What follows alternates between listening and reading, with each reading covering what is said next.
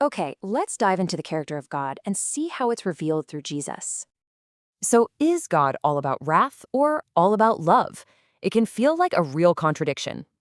You've got this jealous God who punishes sin, but then also a merciful God. So, let's start at the beginning with the earliest portrait of God we see in the texts.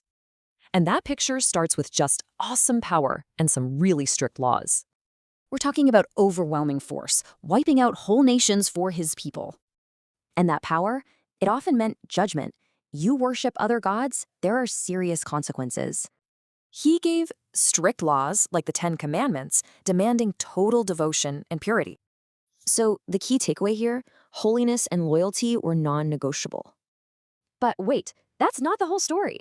You also see incredible mercy and promises that never break. Even when people messed up, God was still their provider, guiding them through the desert. And this mercy comes from a covenant, a serious promise God swore to their ancestors.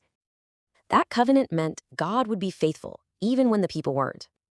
Okay, now let's pivot. The New Testament says Jesus is the exact representation of God. So with Jesus, all those big ideas about God, they suddenly become personal, something you can see.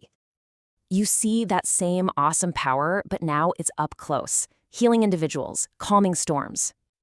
In that deep mercy, you see it face to face in his compassion for the outcasts. He doesn't get rid of the law. He says he's its master, getting back to what it really meant. So how do we connect these two pictures, the powerful God of nations and the person of Jesus? Well, check this out. The parallels in their actions are just striking. It really connects the dots. So it's not just that Jesus reflects God. The idea is he is the fullness of God right here. Which brings us to this ultimate claim. The Father and the Son are one.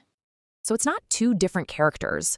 Jesus is presented as the one who finally unveils God completely. Which leaves us with this question. How does this unified picture challenge what we think about God?